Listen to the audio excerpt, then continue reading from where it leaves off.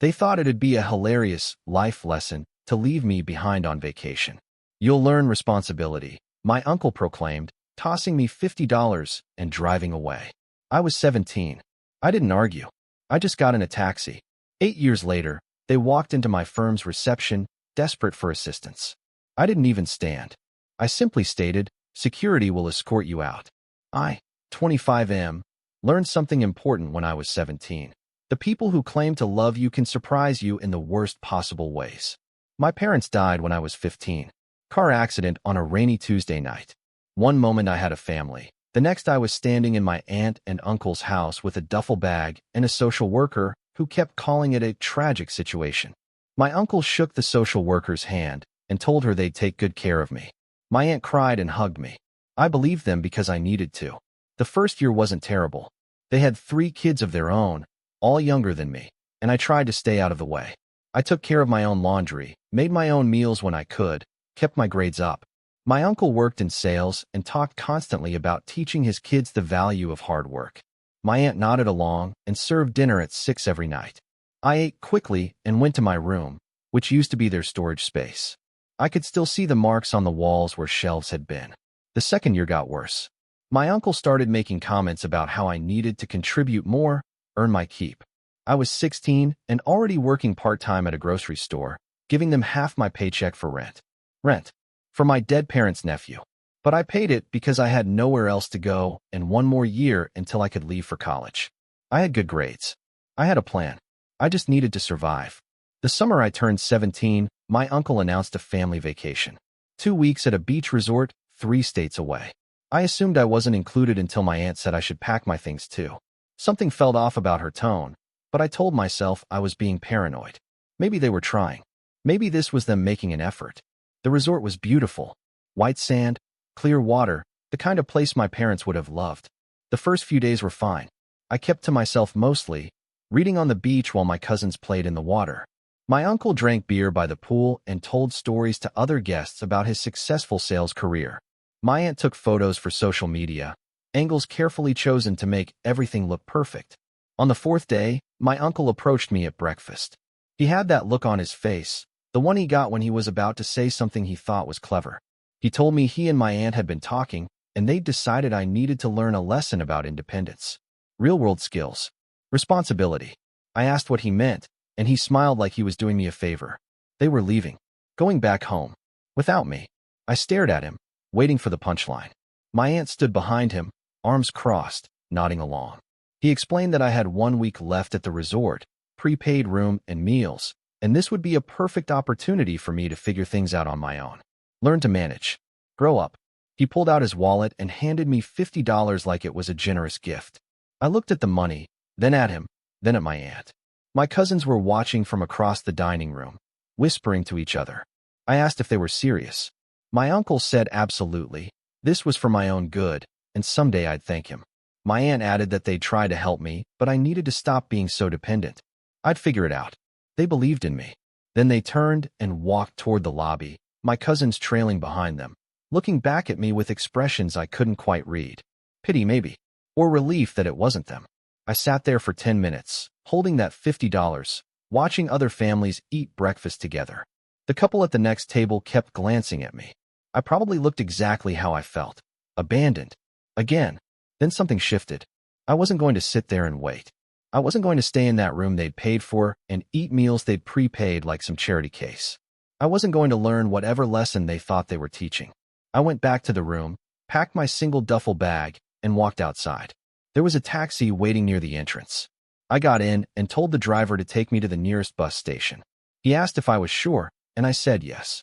The $50 covered the taxi and a bus ticket home with $8 left over. The bus ride took 14 hours. I had time to think. About my parents, about the last 2 years, about what I was going to do next. I couldn't go back to my aunt and uncle's house. That was clear. They'd made their position obvious. I was a burden they'd tolerated long enough. When I got back to town, I went to my friend's house. His parents answered the door and took one look at me before asking what happened. I explained the situation, keeping my voice steady. His mother made me sit down and eat something while his father made phone calls. By that evening, I had a place to stay. They had an older son who'd moved out for college, and they said I could use his room. I tried to thank them, but his mother waved me off and said no child should be treated that way. I finished my senior year living with them.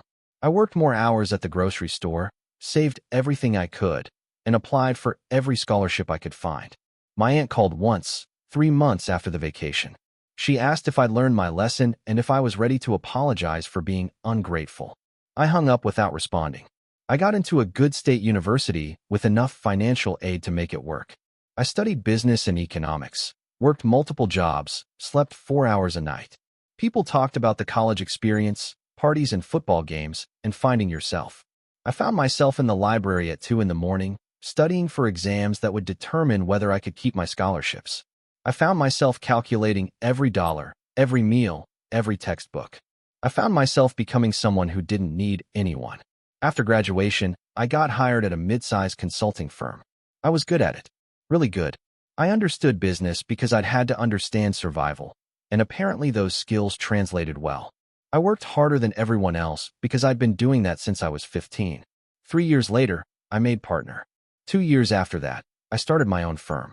That's the abbreviated version. The real story involved 18-hour days, pitches that failed, clients who didn't pay, moments where I thought I'd made a massive mistake. But I kept going because the alternative was going backward, and I'd rather fail moving forward than succeed by going back to people who'd left me at a resort with $50. My firm specialized in financial consulting and crisis management. We helped businesses restructure, navigate rough patches, find solutions when everything looked impossible. I built a reputation for being brilliant and ruthless. I didn't take clients I didn't believe in. I didn't make promises I couldn't keep. And I didn't forget where I came from. 8 years after that vacation, I was in my office reviewing a potential client list for the week. My assistant brought in the files, running through the appointments. Monday afternoon had a walk-in consultation that my partner had flagged as potentially significant. Local business owners facing bankruptcy, looking for options. They'd specifically asked for me by name. I thought nothing of it until Monday arrived and my receptionist's voice came through the intercom. She said my 2 o'clock appointment had arrived. Then she paused and added that I might want to come out to the lobby.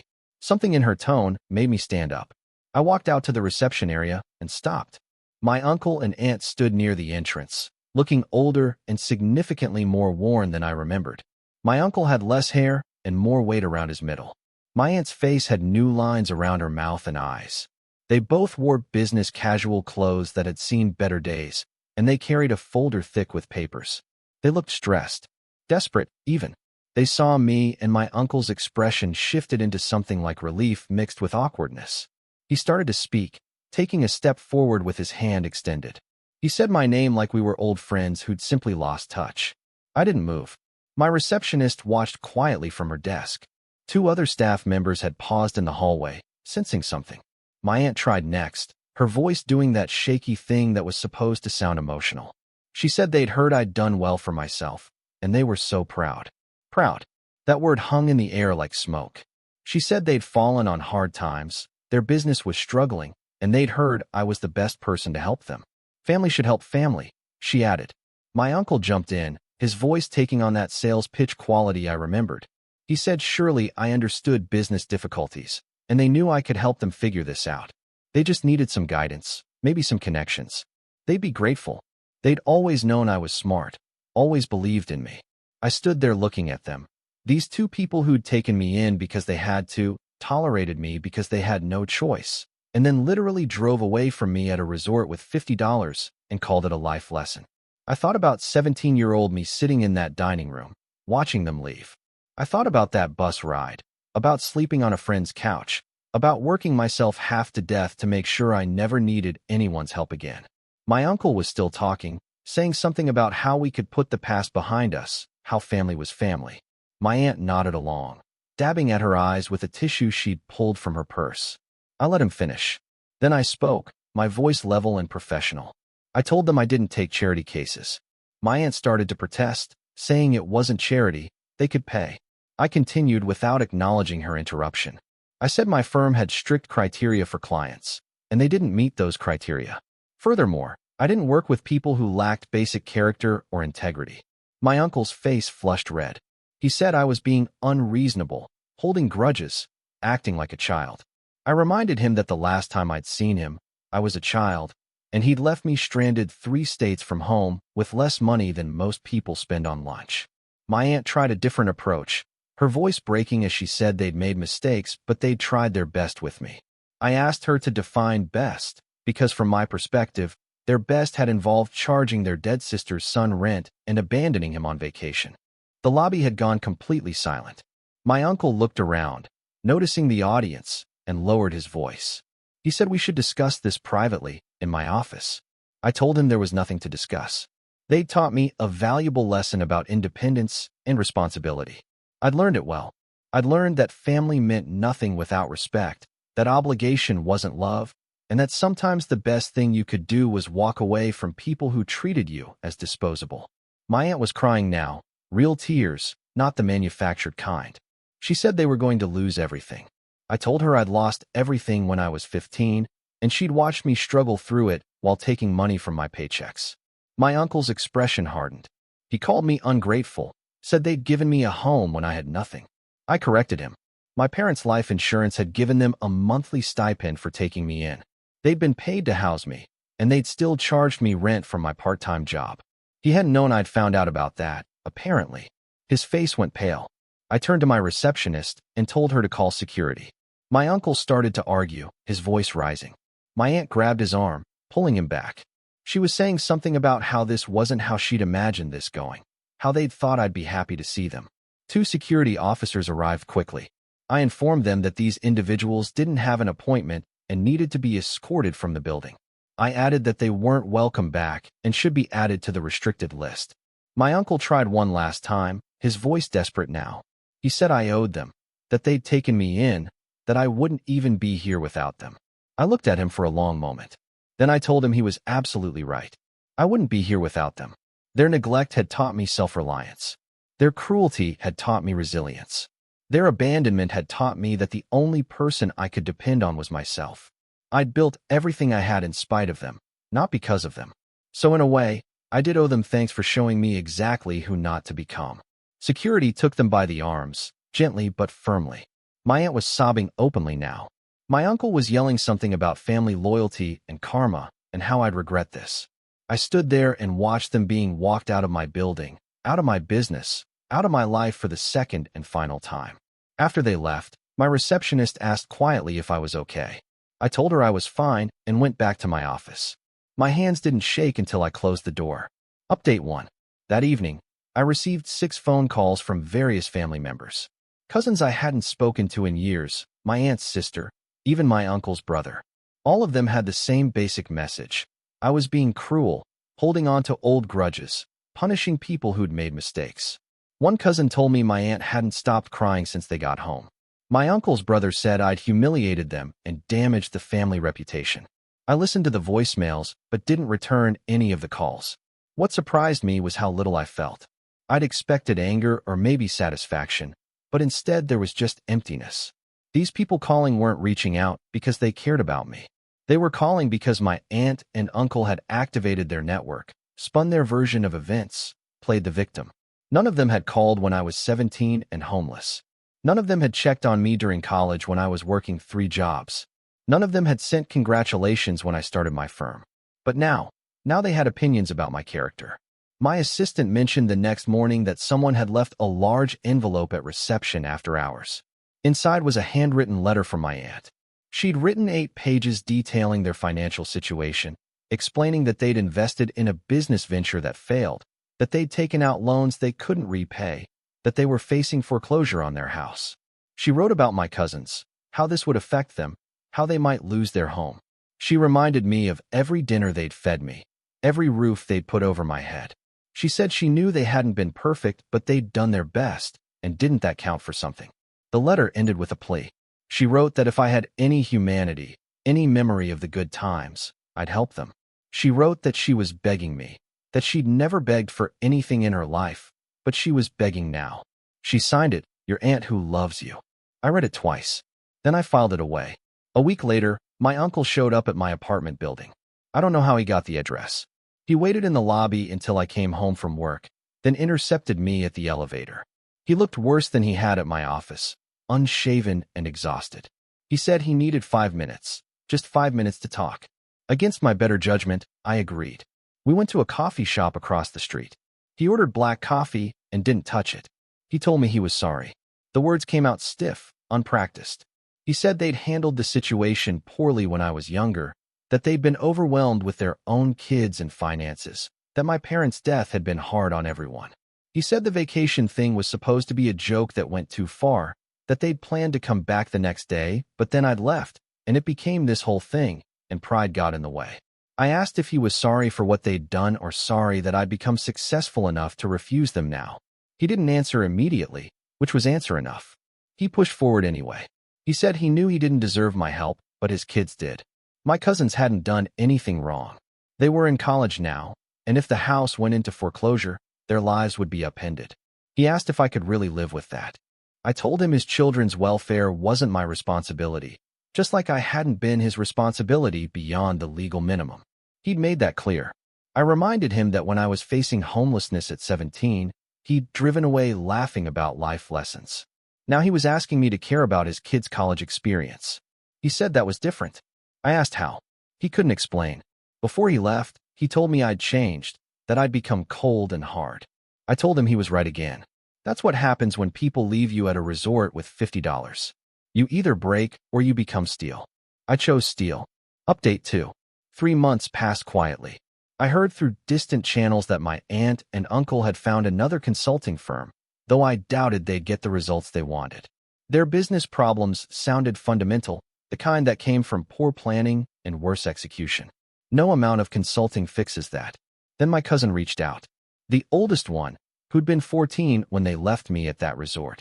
She sent a message through LinkedIn, professional and careful. She said she understood if I didn't want to talk, but she wanted me to know that she'd always felt guilty about that vacation. She'd known it was wrong, but she'd been a kid and hadn't known what to do. She wrote that she'd recently learned the full story, the parts her parents hadn't told her. The life insurance payments, the rent they'd charged me, the way they portrayed me to other family members as ungrateful and difficult. She said she was angry at them and ashamed that she hadn't questioned their version of events sooner. She wasn't asking for anything, she wrote. She just wanted to apologize and tell me she thought what I'd built was impressive. She said she'd looked up my firm, read articles about my work, and felt proud to be related to me even if I didn't feel the same way. I thought about ignoring it. Clean break, no loose ends. But something about her message felt genuine in a way nothing else had. I responded briefly, thanking her for reaching out and wishing her well. She replied asking if we could get coffee sometime. No pressure, just to talk. We met on a Saturday morning. She'd grown up, obviously, now 22 and finishing her degree in education. She looked nervous, stirring her coffee without drinking it. She asked about my life, and I gave her the abbreviated version. She listened without interrupting, and when I mentioned the bus ride home at 17, she started crying. She told me she'd asked her parents the day after they'd left me why I wasn't at breakfast. They'd told her I'd decided to stay longer on my own, that I was being independent. She'd believed them because why wouldn't she? It wasn't until years later, when she'd overheard an argument between her parents about me, that pieces started coming together. I told her she didn't need to carry guilt for her parents' decisions. She was a kid. She didn't have power in that situation. She nodded but didn't look convinced. Then she said something that surprised me. She told me her parents had been lying to family members, telling everyone I'd refused to help them out of spite, that I'd become arrogant and forgotten where I came from. But she wanted me to know that she'd been correcting that story wherever she heard it. She'd told her siblings the truth, told extended family members what really happened. Some believed her, some didn't, but she was trying. I asked why she was doing that. She said because it was the truth, and because I deserved better then and deserved better now. She said she couldn't fix what her parents did, but she could stop pretending it was okay.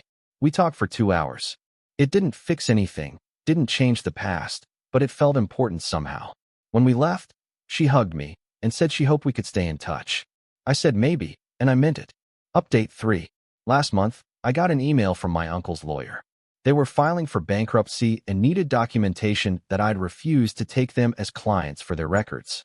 Something about demonstrating they'd exhausted all options. I had my attorney respond with the requested documentation and a reminder that any further contact should go through legal channels. 2 weeks ago, My cousin sent me a message saying her parents were divorcing. Apparently, the financial stress had revealed fractures that had been there for years. Her mother was moving in with her sister. Her father had taken a job in another state. The house was sold. My cousins were dealing with it as best they could. She asked if I felt satisfied. I told her honestly that I didn't feel much of anything. Satisfaction would imply I'd been waiting for this, planning for it. I hadn't. I just refused to save people who'd never tried to save me. She said she understood, but wished things could have been different. I told her things were exactly as they needed to be. Sometimes the consequence of your actions is that people stop caring what happens to you. That's not cruelty. That's just cause and effect. Yesterday, I received a package at my office. Inside was the $50 bill my uncle had given me at that resort. I'd left it on the breakfast table when I walked out, and somehow it had survived all these years. There was a note attached in my uncle's handwriting. You were right. This wasn't enough. Nothing would have been enough. I'm sorry I couldn't see that then. I put the $50 in my desk drawer, not as a trophy or a reminder, but as a period at the end of a very long sentence. This story is over. I built a life from nothing because I had to, and I built it well. That's enough. My firm is thriving. I have friends who chose to be in my life rather than being stuck with me. I have work I'm proud of. And I have the peace that comes from knowing that the people who abandoned me can't hurt me anymore because I'm not anyone they can reach. Sometimes people ask if I have family. I say yes. I built it myself. If you like this story, please like this video and subscribe us for more such real life-based stories. Thanks in advance.